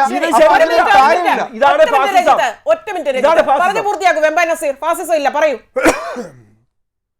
ഞാൻ സംസാരിക്കുമ്പോ പറയുന്നേ, അതാണ് എന്റെ സംസാരത്തിൽ സാർ വർഗീയ കലാപമില്ലാത്ത ഞാനത് ഇതില് രാഷ്ട്രീയമേ ഞാൻ തുടക്കത്തിലേ പറഞ്ഞല്ലോ, ഇതില് നമുക്ക് രാഷ്ട്രീയം കലർത്താൻ ലഹരി സമൂഹത്തില് വ്യാപിച്ചെങ്കിൽ അത് നമ്മൾ എല്ലാവർക്കും കൂടി ചേർന്ന് അതിനെതിരെ എന്താണ് ബോധവൽക്കരണം നടത്തണം. നിങ്ങൾ ഇതിൽ ഉന്നം വെച്ച് നിങ്ങൾ സർക്കാരിനെ ആഭ്യന്തര വകുപ്പിനെ കുറ്റപ്പെടുത്തിയാൽ ഒരു LTFന്റെ പ്രതി എന്ന നിലയിൽ അത് ചേർക്കുക എന്നുള്ളത് എന്റെ ധർമ്മമാണ്. അങ്ങനെയറിയാലോ. ഞാൻ എല്ലാ വിനയത്തോടെയും എല്ലാ ബഹുമാനത്തോടെയും അങ്ങോട്ട് ഞാൻ ചോദിക്കുക, ഇത്രയും കാലം ബോധവൽക്കരണം കൊണ്ട് നടന്നല്ലോ, ബോധവൽക്കരണം കൊണ്ട് എന്തുണ്ടായി?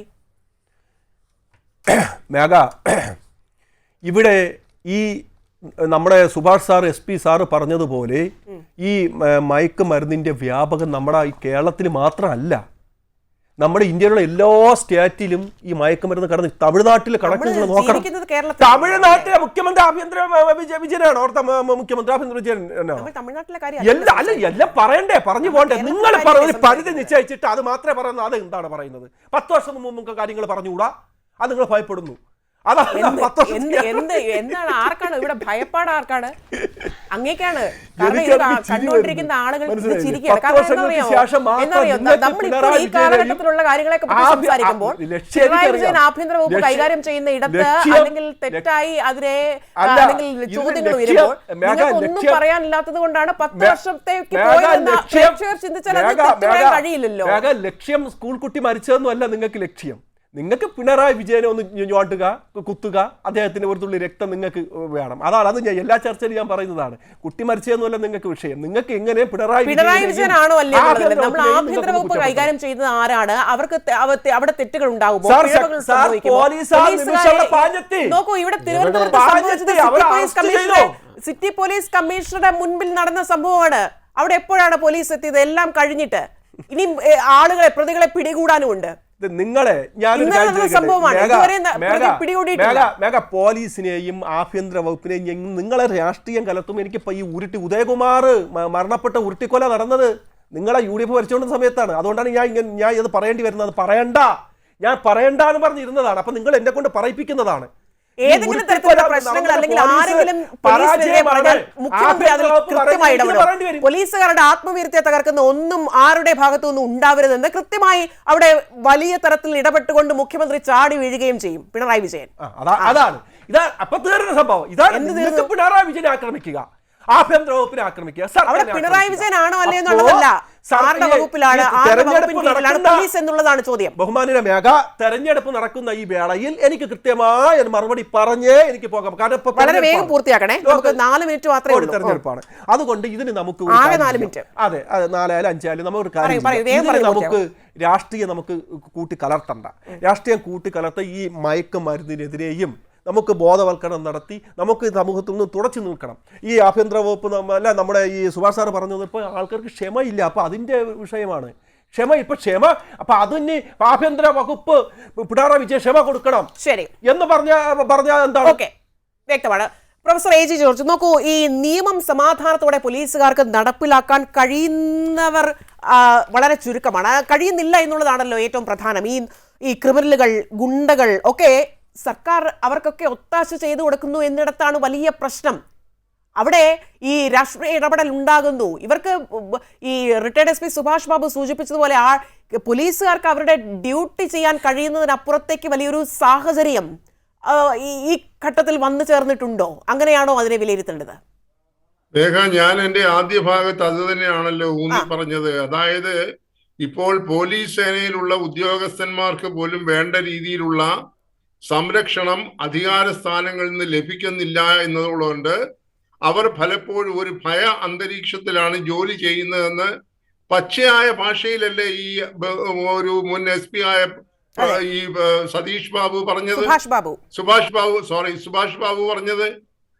ബാബു പറഞ്ഞതിന്റെ ഒരു ഭാഗം മാത്രം എടുത്ത് വ്യാഖ്യാനിക്കാതെ, ഇവിടെ സദാചാര പ്രസംഗമല്ലല്ലോ നമ്മൾ ഈ ചർച്ചയിൽ നടത്തുന്നത്, ഒരു തത്വശാസ്ത്ര അവലോകനവുമല്ല നടത്തുന്നത്. നമ്മൾ ഇവിടുത്തെ കേരളത്തിലെ ഇപ്പോഴത്തെ പോലീസ് സംവിധാനത്തെക്കുറിച്ചും ക്രിമിനൽ വൽക്കരണത്തെക്കുറിച്ചുമാണ് ചർച്ച ചെയ്യുന്നത്. അതുകൊണ്ട് അങ്ങനെയാണെങ്കിൽ ഇപ്പൊ ചരിത്ര വിദ്യാർത്ഥിയായിട്ടുള്ള ബഹുമാനപ്പെട്ട വെമ്പായം നസീറിന് ചരിത്രത്തോട് ഇത്ര കടുത്ത അഭിനിവേശം ഉണ്ടെങ്കിൽ 1956 മുതൽ അദ്ദേഹം തുടങ്ങണം.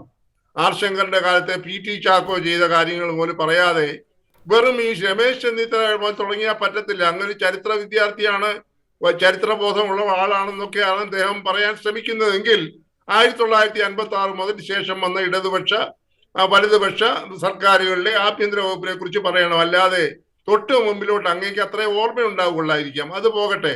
ഇവിടെ നമ്മളിപ്പോൾ ചർച്ച ചെയ്യുന്നത് കേരളത്തിലെ ഇപ്പോഴത്തെ ആഭ്യന്തര വകുപ്പിന്റെ കെടുകാര്യസ്ഥതയും അതുമൂലം ഉണ്ടാകുന്നതായിട്ടുള്ള ക്രമസമാധാന പ്രശ്നങ്ങളും ഗുരുതരമായ കുറ്റകൃത്യങ്ങളുമാണ്. ഇവിടെ മേഘ ചോദിച്ച ചോദ്യം ഞാൻ ആദ്യ ഭാഗത്ത് ഉത്തരം പറഞ്ഞാണ്. അതായത് പോലീസുകാർക്ക് പോലും വേണ്ട രീതിയിൽ അധികാരികൾ സംരക്ഷണം കൊടുക്കുന്നില്ല എന്നുള്ളത് കൊണ്ട് ഞാൻ ഉപയോഗിച്ച വാക്ക് ആവർത്തിക്കുന്നു. പോലീസ് സേനയിൽ നല്ലൊരു വിഭാഗം ആളുകളുടെ മനോവീര്യം നഷ്ടപ്പെട്ടിരിക്കുന്നു.